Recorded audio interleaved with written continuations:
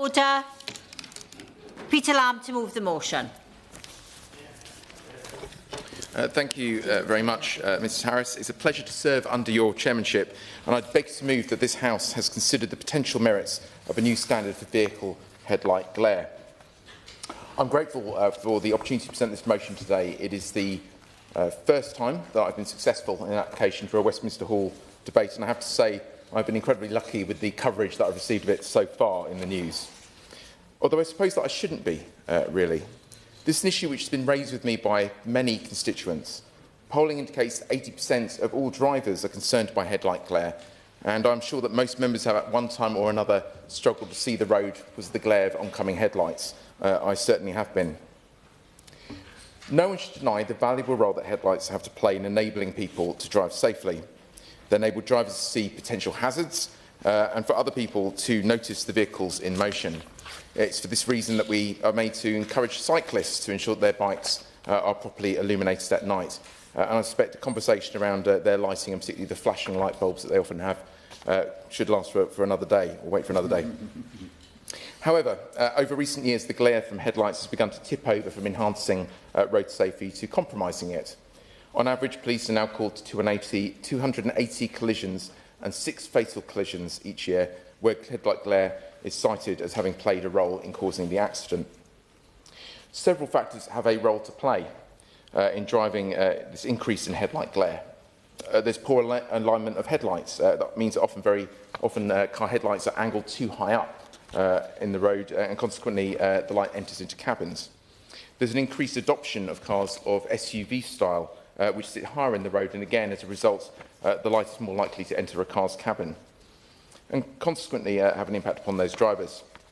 However, the most significant change has been the replacement of traditional halogen light bulbs with light-emitting diodes or LEDs. Led to a significant improvement upon halogen bulbs. They are far more energy efficient, they last for far longer, and they have the ability to both be brighter and better directed than traditional light bulbs. Unfortunately, while car companies saw the advantages of the increased brightness, which we should note that due to emitting large volumes of blue light, unlike halogen light bulbs, take far longer for the eye to recover from, they do not appear to have considered the impact upon other road users. It is hard to say whether or not this is by accident or by design. Brighter headlights may well be attractive to those purchasing a car. They can be more aesthetically pleasing, and as a driver you benefit from increased visibility. But it all comes at the cost of other road users. The tension between conflicting interests of those living in this country sits at the heart of our politics, and it's our jobs as representatives to decide where that appropriate balance sits, curtailing the freedoms of some in order to protect the freedoms of others. And there are always going to be winners and losers. Fortunately for the government on this issue, the balance seems very clear. When 4 out of 5 drivers are telling us they're concerned about headlight glare, we know that the balance of freedoms in this country rests very clearly on one side. We cannot have a road network where 1 in 20 people have stopped driving completely, and a further 22% would rather not drive at night at all if they had a choice. I will do. From your research, how concerned you are about the role that increasing glare from headlights could be playing in terms of increasing social isolation, with particularly a lot of my older constituents saying they're quite frightened about going out at night, particularly in winter as the nights are drawing in, and leaving them feeling more isolated. Thank you. While the research involved did not look into particular age groups, I think we all know that on balance it very often is older residents who are much older citizens who are far more inclined to feel the issues of headlights and problems with driving in general. And when you're looking at these numbers and you're really seeing the scale of the numbers of people who are simply staying at home because they no longer feel safe on the road, you realise that something very clearly has to be done. You know, it's the overwhelming majority of those who are saying that they are no longer driving at night or would not drive if they had the choice not to drive, the overwhelming majority of those cite headlight glare as being the primary reason why that is the case. I'll give you on this point. I do thank the Honourable Member for giving way, and I congratulate him on securing his first Westminster Hall debate. I mean, I thought this was an issue of personal annoyance until I met Alan, an old colleague from Heriot-Watt University, and he said he found it difficult to go out in the evening and he wasn't looking forward to winter. But he's a young man, he's even younger than me, so perhaps, does he agree that perhaps we need more research here to fully understand what the negative impacts of these lights are? I think certainly there's probably work to be done in general around how transport impacts upon social isolation, and particularly at different times of day. And we know when it comes down to things like bus routes, the impact that it's had on rural communities losing those bus routes, and particularly the age brackets in which that causes huge problems. Transport for many people is an essential part of day-to-day life. They don't have the options that those of us lucky enough, in my case, to live in an urban area, have available to us. And so we have to think of this constantly in terms of the enormous impact it has, not only on convenience, but on the overall impact of someone's ability to get through life. There are options available to drivers to reduce headlight glare. You can try keeping your windscreen and your glasses clean. You can adjust mirrors to reduce glare, and you can ensure that your own headlights are properly aligned and avoid buying SUV-type vehicles. But while all these things would... I mean, you can do. But while all these things would see an improvement in our roads, driving-related law in the UK should not be reliant upon voluntary measures by drivers such as these. The law relating to driving begins from the starting point that every vehicle is a lethal object, and that rigid rules are required to manage that risk. The track record of accidents stemming from headlight glare is now sufficiently clear that it is time for this to be recognised in law, with a new standard to ensure that headlights in the United Kingdom do not exceed safe levels of brightness. I am glad that this is something that the Department for Transport appears to have recognised, with the Transport Research Laboratory having been commissioned last year to study the impact of headlight glare. Research which I understand was supposed to have been completed in the spring but has not yet been published. Despite this, there are positive noises, certainly in the press over recent days. The headlight glare will be addressed in part through the new road safety strategy. I very much hope that members can receive assurances from the Minister about this today, and this debate will help to maintain the pressure for action that our constituents deserve at the earliest opportunity. I beg to move the motion. Hear, hear. Well done. Can I remind members, if they do wish to speak, they need to bob so we can work out the timings.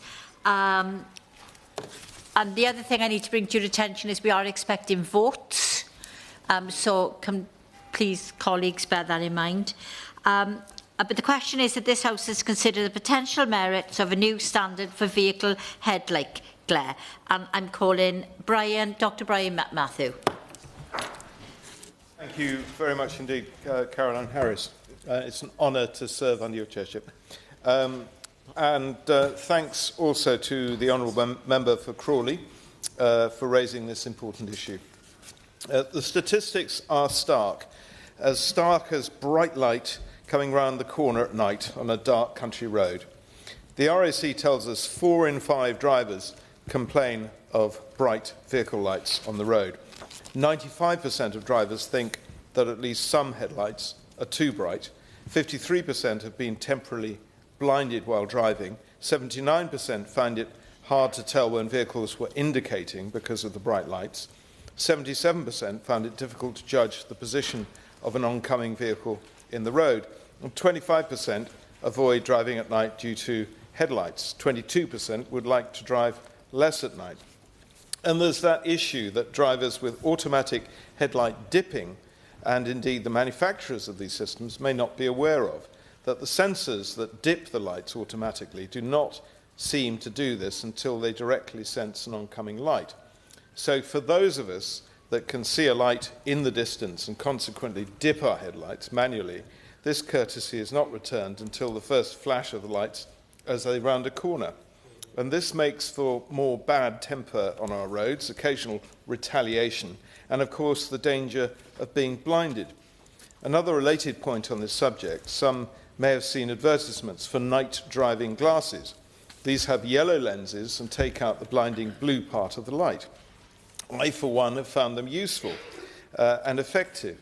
But it would be also useful if the government's Transport and Road Research Laboratory, TRL, at Bracknell, could undertake research into the effectiveness of these driving glasses and could perhaps issue a kite mark along with the British Standards Institute for approved night driving glasses and make the case for them more obvious. Other problems, such as the fitting of LED bulbs to standard car light housings, are already illegal. Making this point of law more widely known, as well as stats on the issue of issuing penalty points for this offence, would, I'm sure, be widely welcomed and be of public benefit. Thank you. Well done. I'm going to impose an informal time limit of 4 minutes. David Taylor. Thank you. It's a pleasure to serve under your chairmanship. I want to begin by thanking the Honourable Member for Crawley for securing this important debate, not just in this chamber, but also for bringing it to national attention. Indeed, if you forgive the pun, shining a light on this issue. I know, I couldn't resist, I do apologise. This is an issue that many of my constituents have raised with me, not just in the town of Hemel Hempstead, in areas such as Adderfield and Bennett's End, but in our rural communities in Bovington and Chipperfield and Flaundon. The growing problem of the glare from modern vehicle headlights is now a real concern for drivers, cyclists and pedestrians alike, and other members have shared their own personal irritation of this issue. I too cannot drive at night now without adjusting the rear-view mirror to reduce the glare, and I also recognise the issue where you will occasionally flash an oncoming driver because you think they've inadvertently left their full beam on, only to find that they haven't. It is just their natural headlights. It is, according to the RAC, 9 in 10 drivers say they're now affected by this issue, and 7 in 10 believe it has got worse in recent years. And the BBC, among others, have reported how serious this problem has come across the country. In my constituency, the impact is clear. On dark, unlit rural lanes in Bovington and Chipperfield in particular, the glare from oncoming cars can cause a driver to go blind for several seconds. And on busier roads in urban areas such as St Albans Road in Hemel Hempstead itself, drivers face a constant dazzle from modern LED lights. As the member for Rochester and Stroud and as the member for Edinburgh and South West have raised, this is also an issue affecting older residents, and we don't want to inadvertently lead to a situation where they are isolating themselves because they are avoiding driving at night altogether. I welcome the fact that this Labour government has indicated it's going to be reviewing headlight glare as part of a wider road safety strategy. I think that shows that this Labour government is listening to people's real experiences and acting on them. I associate myself with the honourable members' wish to see safe levels of brightness imposed on vehicles going forward, be that stronger regulations that force manufacturers to adjust the vehicles that they're producing, better MOT alignment checks as well, and enforcement against illegal modifications, as my honourable friend had mentioned as well. If we can make these headlights be forcefully dipped downwards, I think that will address some of the major issues, particularly with some increasing number of mini SUV vehicles on our roads. Everyone in Hemel Hempstead, whether in the towns or in our villages, deserves to travel safely at night and without being dazzled by oncoming lights. And I once again thank the honourable member for bringing this important issue to our attention. Adam. Thank you, Mrs. Harris. It's an absolute pleasure to serve under your chairmanship, and I'd like to thank the honourable member for Crawley for bringing in this debate. I must declare that I have a personal experience on this issue as a practising NHS optometrist, and I can speak with some clarity that it is an issue of great importance, a great concern and potentially significant consequences, because many of my patients have told me their utter despair when they want to drive at night, and some only take the keys out if it's in a real emergency, whilst others have abandoned it altogether, feeding into the narrative that elderly people in particular will not go shopping, will not go to the pharmacist to pick up medication, and loneliness that pursues and the problems that it creates. However, what I would like to also talk about are those that continue to drive despite knowing that night driving is really, really difficult for them, and that then becomes a matter of life and death, as some of the statistics bear out. As an optometrist, I only had anecdotal evidence, but for this debate, the research bores out, especially by the excellent work done by the College of Optometrists, the Association of Optometrists, and the RAC, amongst others. Look, it doesn't take an expert to know the link between eyesight and safety, not just for individuals, but for everyone who shares the road. And I just want to quickly focus on two intertwined challenges: the impact of modern car lighting, the lack of research around it, as has been mentioned by other honourable members, and the subsequent legislation around it, and also, Chair, the failure of our system to ensure drivers meet basic vision standards.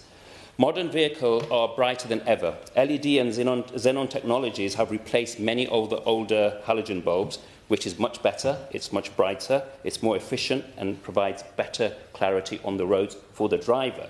But unfortunately, the increased brightness comes at a cost, which is a rise in glare dazzle for other road users. The RAC, drawing on government collision statistics, reported that since 2013, an average of 280 crashes per year in Britain have involved dazzling headlights as a contributing factor. And 6 of these crashes a year involve a loss of life, and campaigners believe that these figures could be a lot higher. The shift from halogen to LED, combined with higher headlight positioning because of SUV cars, is part of the problem. Experts at the Light and Health Research Centre at the Mount Sinai Hospital in New York have identified 3 factors driving the problems: the rise of taller vehicles, the incorrect alignment of lights, and, as has been mentioned, the blue light of modern LED bulbs. Due to their shorter wavelength, they can potentially scatter more light in the eyes and is more uncomfortable than other light forms. No research, as far as we are aware, confirms that yellow-tinted lenses, statistically, there's been some anecdotal studies and very small-term studies, but nothing conclusive to show that it actually helps night driving. The RAC also found that 68% of drivers, this is really worrying, that it takes them up to 5 seconds to recover after they've been dazzled. And over 11% say it takes 6 seconds or more. The time it takes to travel 160 metres at 60 miles an hour without any clear vision at all. And this is worse when you have other eye health conditions like corneal opacities, the front of the eyes, cataracts, and macular degeneration problems, but also dirty windscreen and dirty lenses in your glasses. So the greater and the quieter threat is the number of drivers who already have poor, unsafe vision and who continue to drive anyway. According to a study, statistics by Mortar in October 2024, 1 in 7 people know of a relative, a friend or a co-worker who believe is breaking the law by driving despite poor eyesight. Almost 30% of motorists admitted they would continue to drive even if they knew their vision was below the legal standards. And more than a quarter said they are worried about someone they know who drives despite having poor vision. These figures are deeply concerning. They reveal that our current self-referring system is failing, and many people either don't realise their vision has declined or choose to ignore it. Earlier this year, a coroner in Lancashire issued a prevention of future death report after a fatal crash caused by undiagnosed sight loss. So we need to change the legislation and have more research done on lighting. Thank you. Thank you very much, Mrs Harris. It's a pleasure to serve under your chairship, and I'd like to congratulate the Honourable Member for Crawley for securing this important debate. I've worked on this issue for some time now, and I'm really pleased to see the government picking it up. I'd like to thank the Minister for engaging with it following my written questions in March, my early day motion in April. I also want to thank Rod Dennis from the RAC and Denise Voon from the Royal College of Optometry for meeting with me about 6 months ago to discuss this in detail. Constituents have contacted me about the dazzling effect of modern car headlights and the disorientation and loss of confidence it causes when driving at night. This is particularly concerning in rural communities like those in Newton Abbot, where driving is essential for work, appointments and social contact, as we have heard. When people lose confidence behind the wheel, that can quickly become a cause of social isolation, especially amongst older residents. And it's delightful to see such a level of continuity and consistency across the House. We know that LED headlights can be up to 10 times brighter than traditional halogen bulbs, and that the glare they produce can lead to photostress, recovery times of up to 30 to 60 seconds. That's a long time to be effectively driving blind. Of course, glare will always exist to some extent, but we can manage it by regulating brightness, colour, temperature and headlight height and angle, and by working with drivers, manufacturers and medical experts, we can make real improvements. From my own experience as a former non-executive director at the Department for Transport's Vehicle Certification Agency, I know how crucial type approvals are and manufacturing standards.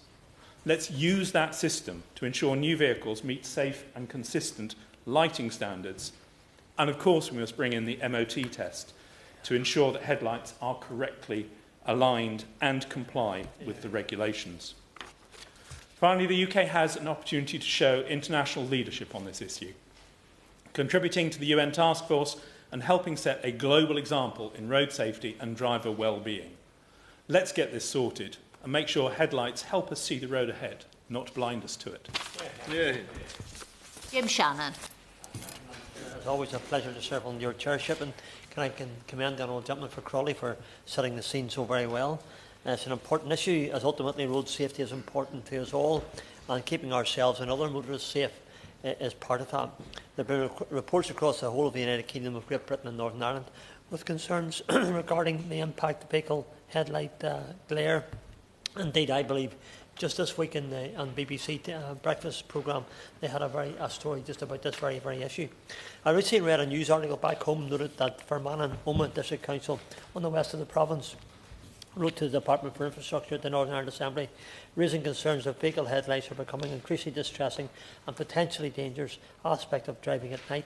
It's also noted, Madam Chair, that the intensity and resulting glare from headlights are not currently tested. And the Honourable Gentleman who spoke before me referred to the MOT test, and I think we really need to have that as part of the MOT test. Furthermore, Madam Chair, from experience living in rural areas, there are safety concerns regarding vehicle glare on roads leading down to my house, for example. I live in the Arch Peninsula, a very rural part of Strangford. There are minor and more major dips and hills. And I know at all these country roads at nights, some do flash their main beam on and off, and don't flash it on, and then don't turn it off perhaps when other cars approach. And there's no doubt that this has a significant impact on public safety. Not to mention that street light provision is next to nothing on these types of roads, so the spotlight glare of a headlight does not in any way increase safety. Indeed, it is a very opposite effect. Madam Chair, a more general UK survey found that 61% of drivers who suffer headlight glare say the problem has worsened in the past year, and I believe it has as well. So certainly as my evidential understanding of it. Some 26% that they try to reduce nighttime driving because of bright headlights, and if you're not sure of being safe on the road, then that would be the right thing to do.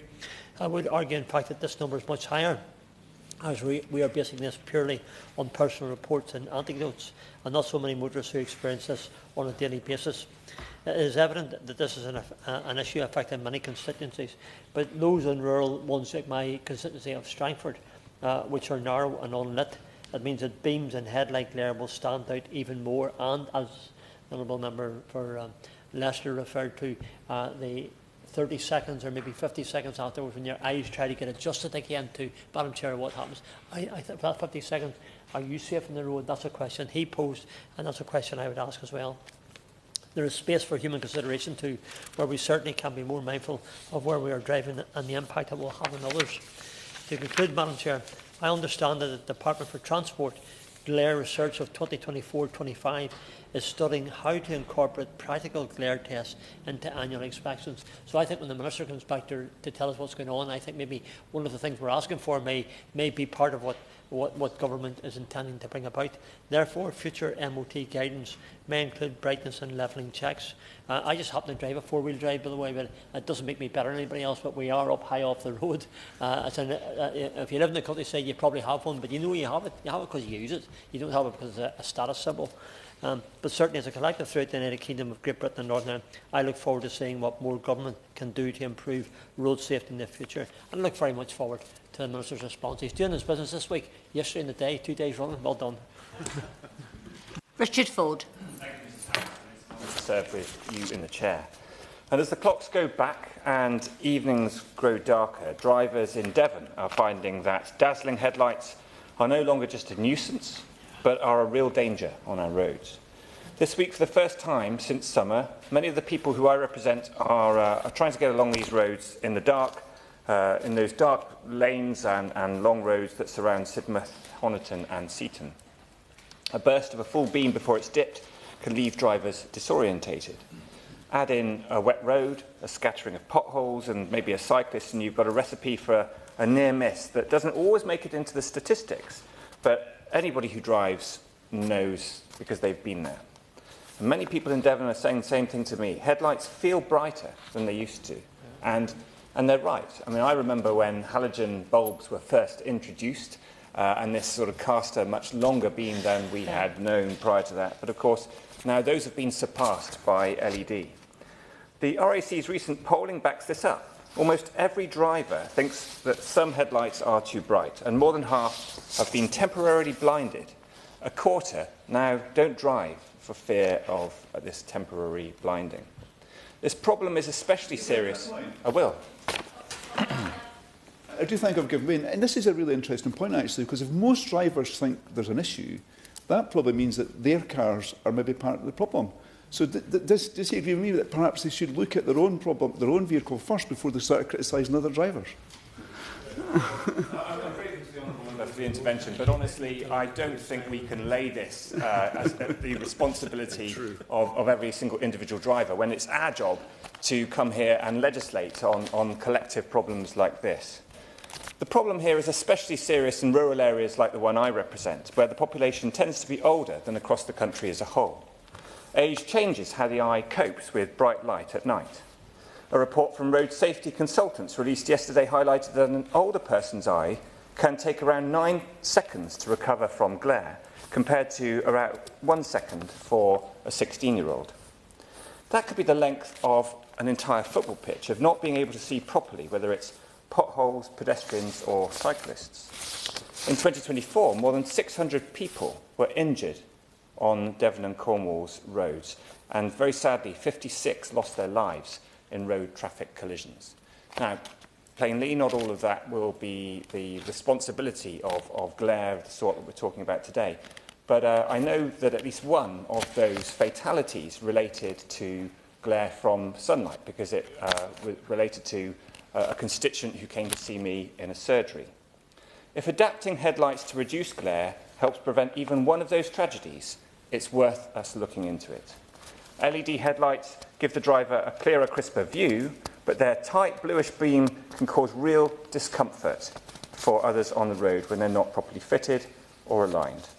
Penalties for sellers peddling unsafe kits would make a difference. When the government's report is released in the coming weeks, it's vital that its recommendations are acted on quickly, because following the evidence could help us save lives on the roads.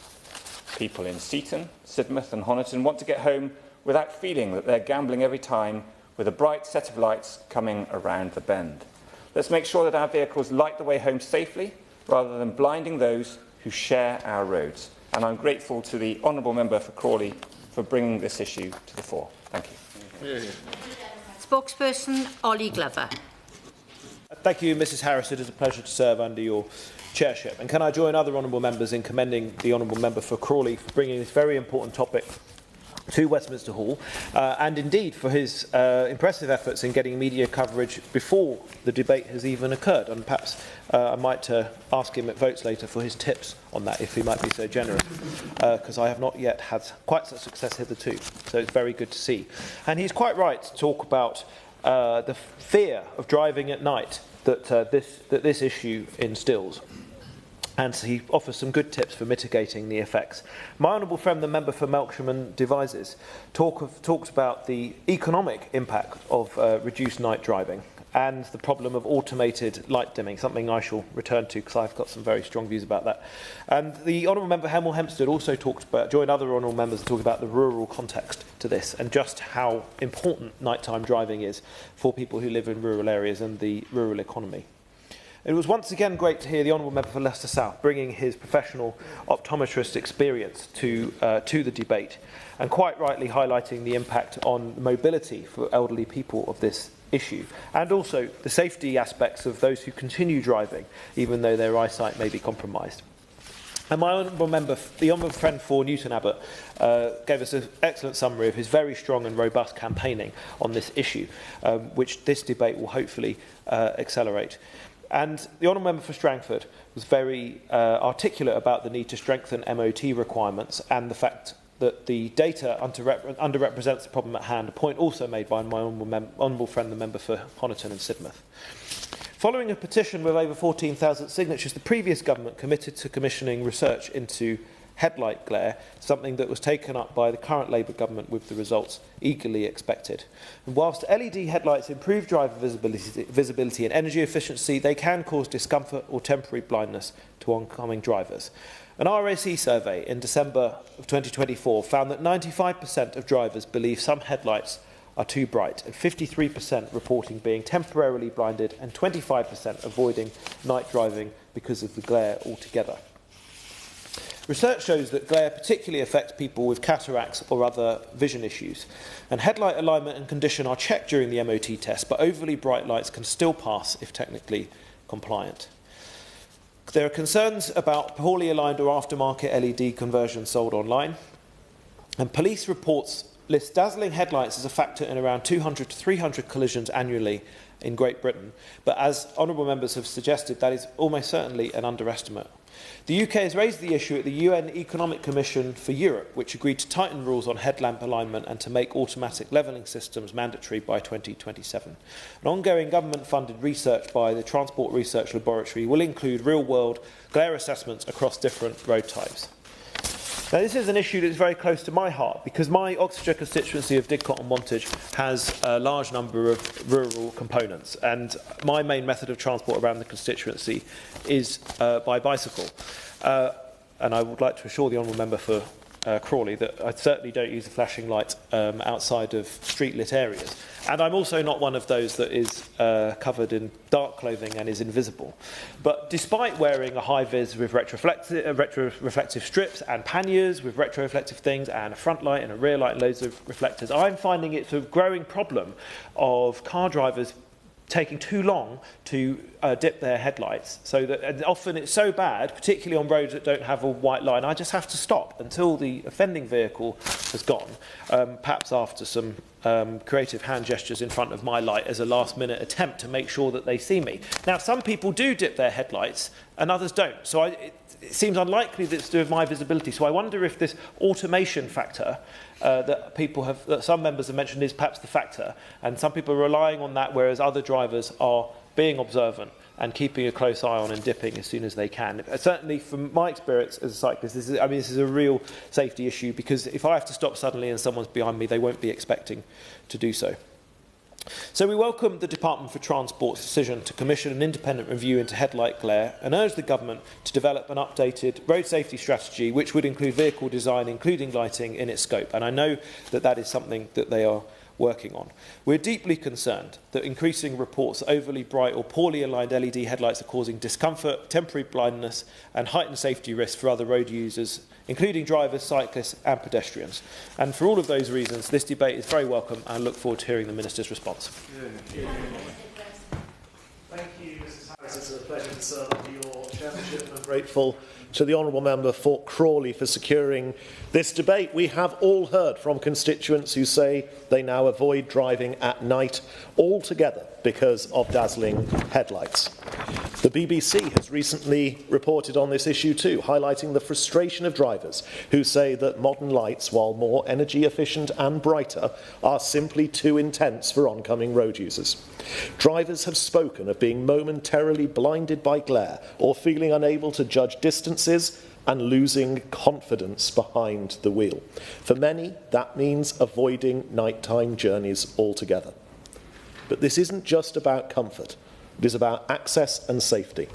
When people tell us that they no longer drive at night because the glare hurts their eyes or makes them anxious, that represents lost freedom and independence, particularly for older drivers or those in rural areas like in my constituency of Mid-Buckinghamshire. The data supports those stories. According to the RAC's headlight glare study published in February this year, a quarter of drivers who have been dazzled by the headlights of oncoming vehicles now stay off the roads more at night. 61% of drivers said the problem is worse than it was a year ago, and 3/4 of those who are driving less say it's because other cars' headlights make the experience uncomfortable or more difficult. That matters, because glare does not just cause discomfort, it interferes, as I've said, with people's ability to process visual information quickly. Older drivers are particularly affected. The evidence shows that a 70-year-old's eyes can take 9 seconds to recover from glare, compared with about 1 second for a teenager. 9 seconds is a very long time to be effectively blinded while driving at any speed, let alone at national speed limits on a rural country lane. However, we should also be guided by the data on collisions. The Department for Transport's records show that the number of road traffic accidents in which dazzling headlights were recorded as a contributory factor has not risen sharply in recent years. The figures fluctuate from year to year, but do not indicate a dramatic upward trend. So while the statistical picture does not suggest that glare is causing more crashes, it does confirm what drivers have been telling all of us, that glare is making people feel less safe, and that is in itself a serious issue. We know several factors contribute to this. Misalignment of headlights is one of the most common. Of the 32.4 million MOT tests carried out in 2022 on cars and light vehicles, 1.6 million failed because headlights were misaligned. Even a small upward tilt can make a big difference to the intensity of glare experienced by other road users. Newer lighting technologies also play a role. LED headlamps, now fitted to most modern vehicles, produce a whiter, more focused beam than traditional halogen bulbs. The human eye reacts differently to that light, and although LEDs improve visibility for the driver using them, they can cause real discomfort for oncoming traffic. I also want to raise a related concern about glare from powerful bicycle and personal lights. Many drivers and pedestrians now report being dazzled by high-intensity LEDs that are poorly aligned or excessively bright. Some of these lights are designed for off-road use, yet are now being used on busy streets and shared spaces, creating unnecessary danger and discomfort for everyone else on the road. Some cyclists and runners even wear head-mounted lamps which can shine directly into the eyes of oncoming traffic or other road users. This isn't about stopping people being seen. Visibility is clearly vital, but it is about balance and consideration. It may be time for the government and the British Standards Institute to look at introducing clear standards for all lights used on the public highway, whether on a car, a bike or a person, to ensure they are properly focused, safe and considerate to others. And of course we have the problem of illegal retrofitting. Drivers replacing their halogen bulbs with cheap LED kits that are not compatible with the vehicle's design. These conversions are not road legal, they fail the MOT and they make glare far worse. The DVSA has increased surveillance to tackle this, but more needs to be done to stop the sale of unsafe aftermarket products online. The government has said that research into this is underway, but it was first announced by the previous Conservative administration in May 2024. That research, commissioned by the Department for Transport and undertaken by the Transport Research Laboratory, was meant to include real-world testing to examine how different lighting technologies, vehicle designs and driver characteristics affect glare. Yet here we are, more than a year later, and the findings have still not been published. So I would like to ask the Minister directly, when will this research be released and will the full findings be made public? Because until that happens, drivers will rightly question whether this issue is being taken seriously enough. It is also worth recognising the international progress made under the previous government, which raised the issue of dazzling headlights with the United Nations Economic Commission for Europe, which oversees global vehicle standards. In April 2023, that body agreed to tighten rules on headlamps, aiming to make automatic headlight levelling mandatory for new vehicles. That technology ensures that when a car is heavily loaded with passengers or luggage, the headlights automatically adjust downwards to avoid dazzling oncoming drivers. Those rules with tighter tolerances come into force in September 2027, and that is welcome progress. But of course, it only applies to new vehicles, and millions of older cars will remain on our roads for years and decades to come. So we should be asking what more can be done now to mitigate glare in the existing fleet of vehicles, whether that is tougher and better MOT checks, awareness campaigns, or proper headlight alignment, or encouraging wider adoption of adaptive headlight systems that dip automatically when other vehicles approach. There is a lot of evidence out here. This has been a good debate, but this is about balance, making sure headlights are bright enough to see, but not so bright that they blind. And it's about fairness, ensuring drivers of all ages, in all types of vehicles, can travel confidently and safely, whether it's noon or night. Minister Simon Blackwood. Thank you, and it's a pleasure to serve with you in the chair, Mrs Harris. Might I start by congratulating my honourable friend, the member for Crawley, on securing this debate about the potential merits of a new standard for headlight glare. I'm sure it would have not gone unnoticed that the UK has some of the safest roads in the world, but The effect of every death or injury on our roads is devastating for individuals and those families involved. I would like to make clear that this government treats road safety seriously and is committed to reducing the numbers of those killed and injured on our roads. The Department is working to develop its road safety strategy, which will include a broad range of policies and will set out more detail in due course. More widely, the Department recognises the importance of the road network to many people's lives and to the economy, but we know that not everyone shares the same positive experience. Glare from headlamps is a perennial issue, as there is a compromise between providing illumination with sufficient intensity and distance to enable drivers to see and anticipate potential hazards and the propensity to cause glare for other road users.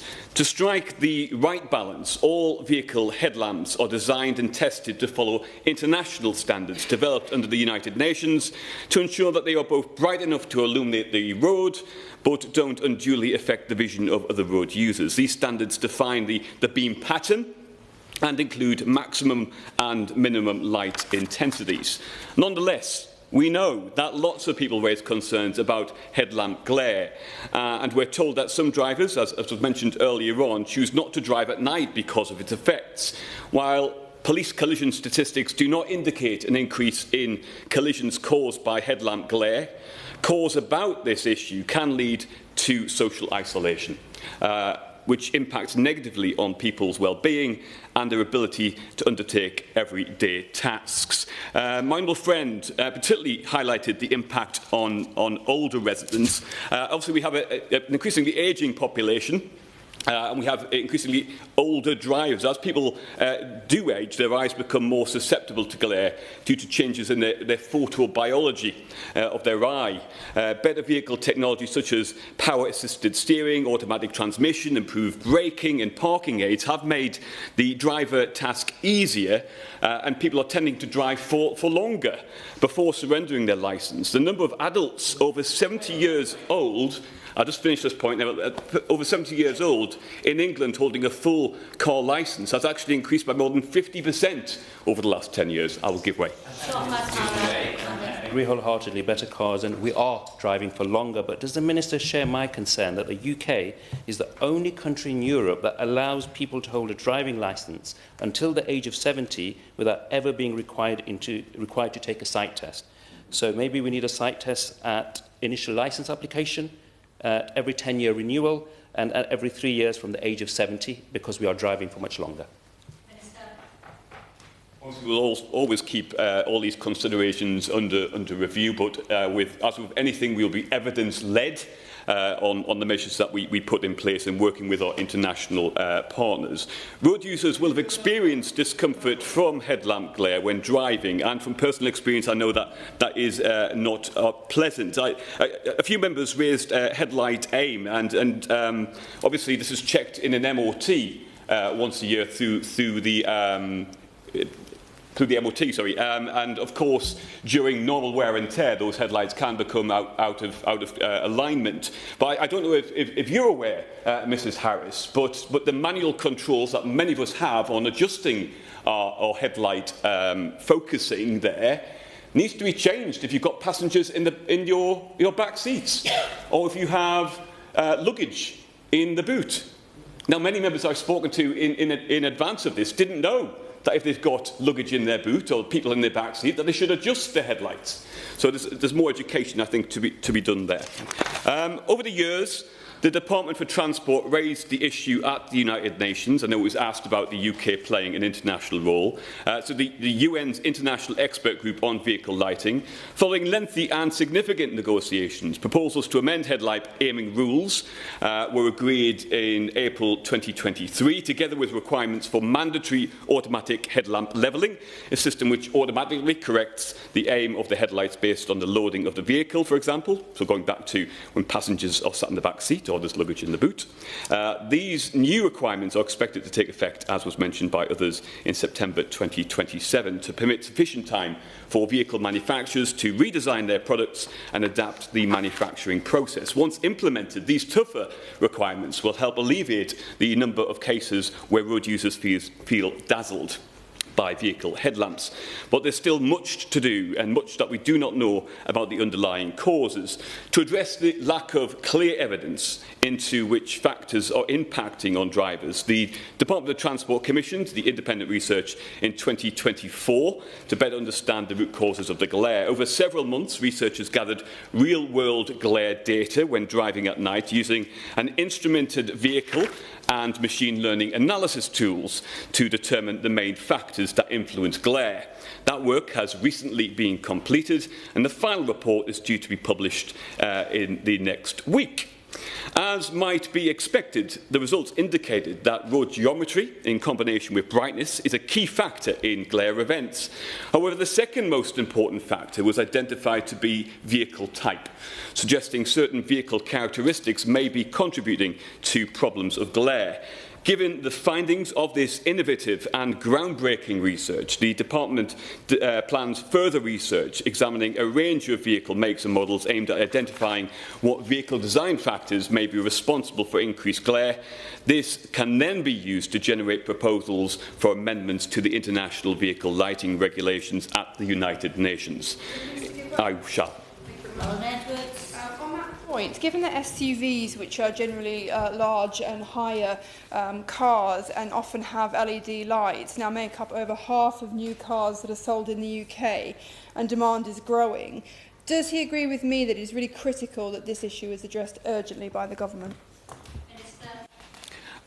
I hear the comments of my member. I think, again, it's really important that we're evidence-led, hence the commissioning of further research to really drill down on the cause and effect there.